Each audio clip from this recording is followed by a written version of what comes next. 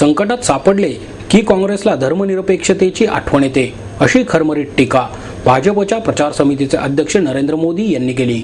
ही जडीबुटी यापुढे चालणार नाही. तरुणांना यामागील राजकारण कळून चुकले आहे. याचे उत्तर काँग्रेसला द्यावेच लागणार आहे, असे सांगत काँग्रेस आघाडीचे सरकार उलथवून टाका, असे आवाहन मोदी यांनी केले. भाजपच्या प्रचार समितीचे अध्यक्ष झाल्यानंतर मोदी यांची महाराष्ट्रातील पहिलीच जाहीर सभा पुण्यात झाली. या सभेत ते काय बोलणार याबाबत मोठी उत्सुकता होती. सुमारे पाऊण तासाच्या घणाघाती भाषणात मोदी यांनी भ्रष्टाचार, महागाई, रुपयाचे अवमूल्यन, दहशतवाद या मुद्द्यांवर काँग्रेस सरकारचा खरपूस समाचार घेतला.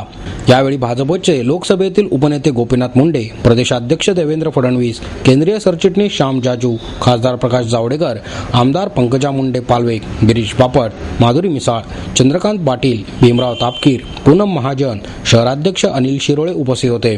मोदी म्हणाले, काँग्रेसच्या राजकारणाने देशातील सामान्य माणसाच्या आशा आकांक्षा ठेचून टाकल्या.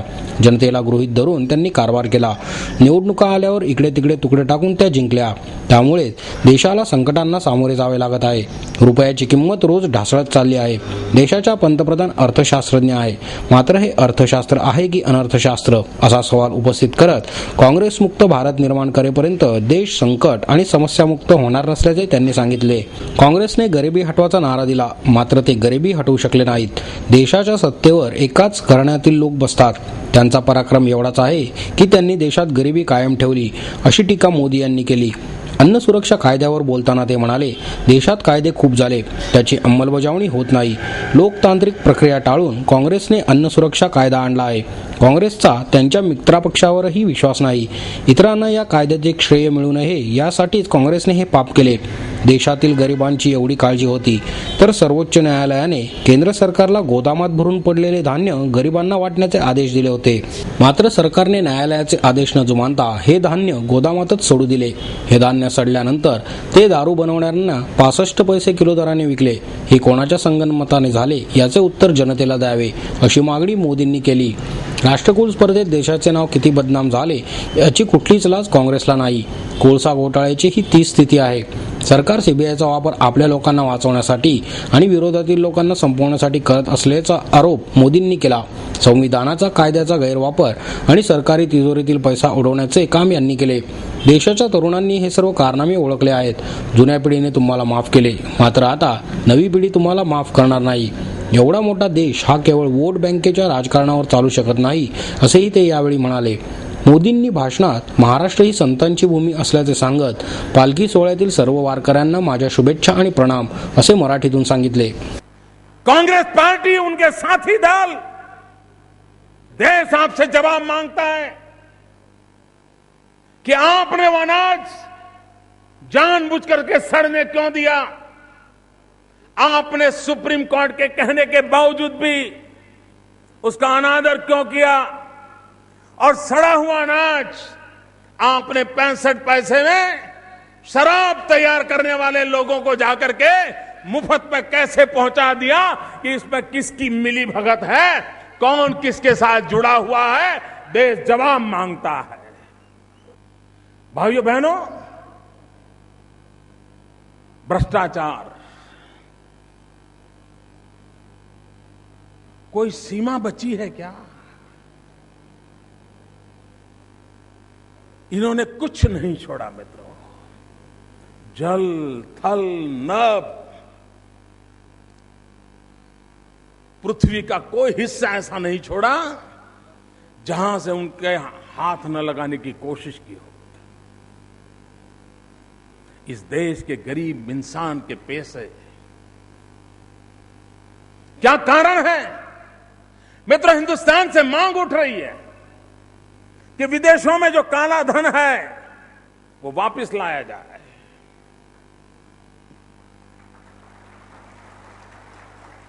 अरबों खरबों रुपये हैं मित्रों,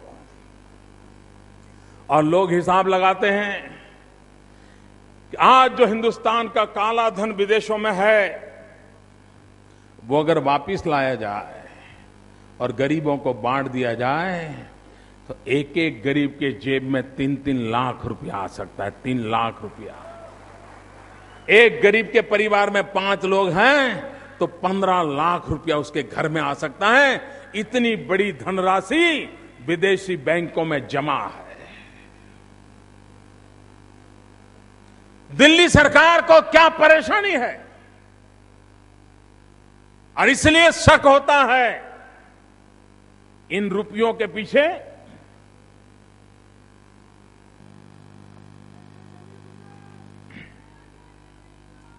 और इसलिए दिल्ली सरकार पे शक होता है कि जो विदेश में धन है, ये दिल्ली की सरकार किसी न किसी कारण से उसकी रक्षक बनी हुई है, उन पैसे भेजने वालों की रक्षा करने में लगी हुई है, उन पैसों की रक्षा करने में लगी हुई है, और हिंदुस्तान भूखा मर रहा है, गरीब मर रहा है, और दिल्ली की सरकार को इसकी कोई परवाह नहीं है।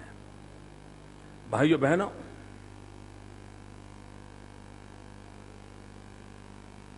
कॉमनवेल्थ गेम की बात अभी हमारे अध्यक्ष जी बता रहे थे।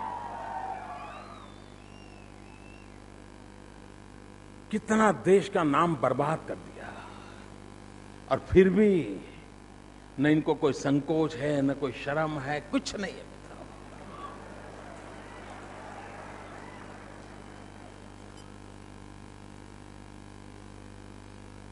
वे बेपरवाह है मित्रों।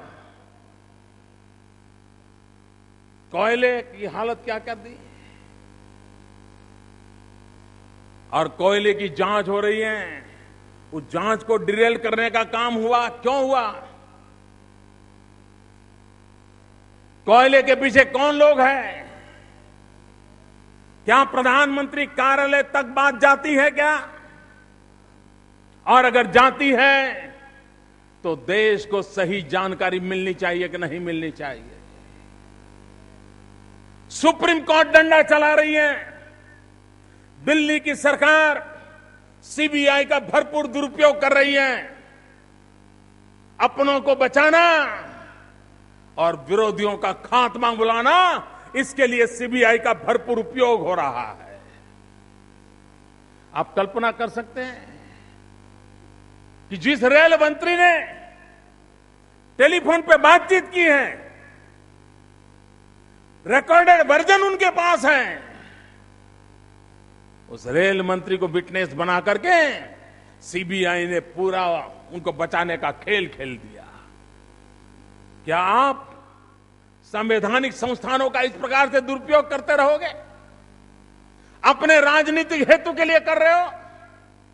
राजनीतिक हेतु के लिए कानून बदल देना, राजनीतिक स्वार्थ के लिए तिजोरी उड़ा देना, पैसे खत्म कर देना, राजनीतिक हेतु के लिए संवैधानिक संस्थाओं को तबाह करते रहना, राजनीतिक उद्देश्य के लिए जन जन के बीच के अंदर विभेद कर देना, भागला करो, राज करो, यही खेल चलते रहेंगे क्या?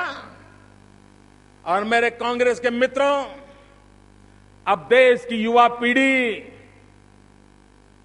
आपके सारे कारनामों को पहचान गई है। पुरानी पीढ़ी ने तो आपको माफ किया, नई पीढ़ी कभी भी आपको माफ नहीं करेगी।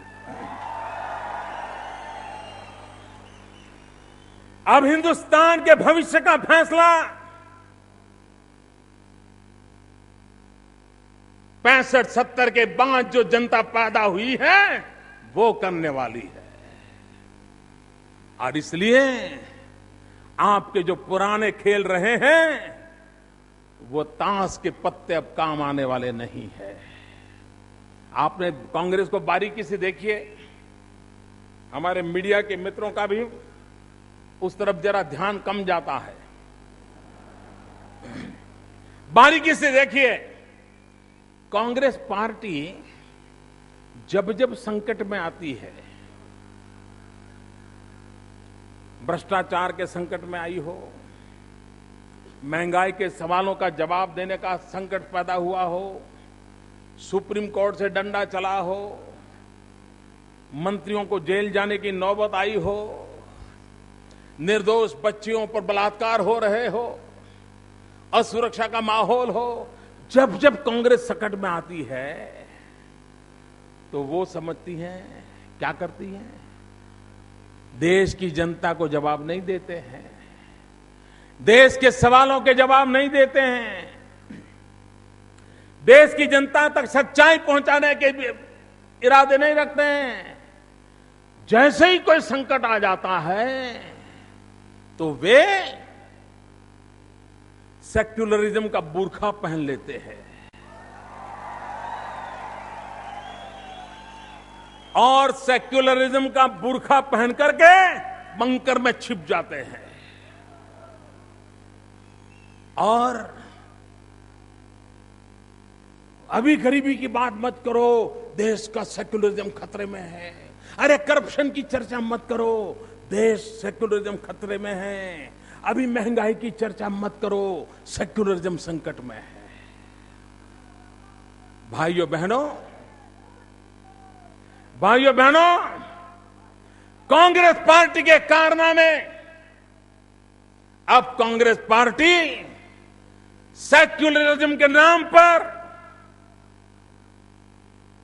देश के सामान्य मानव की जो आशा आकांक्षा है उसको दबोच नहीं सकेगी। इस देश को सरकार देने वाले प्रधानमंत्री पद की परिवार के लोग बैठे हुए, उनका पराक्रम है लोगों को गरीब रखना, गरीबी बढ़ाना, और इसलिए उनके साहजादे गरीबों के घर में जाकर के रात गुजारते हैं, मीडिया वालों को बुलाते हैं कि ये मेरे पूर्वजों का पराक्रम देखिए, ये मेरे पूर्वजों का पराक्रम देखिए, देखिए हमने क्या किया है, ये काम कर रहे हैं। मित्रों,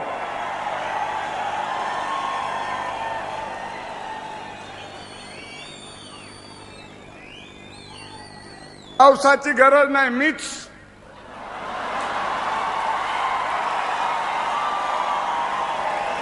कळलं का तुम्हाला? कोण म्हणलं हे? पत्रकारांनो, मी बोललो नाही, जनता बोलते. मी तर शरद पवारला विनंती करणार आहे की तुमचा घड्याळ चिन्ह बदलून टाका आणि हे नवं चिन्ह घ्या.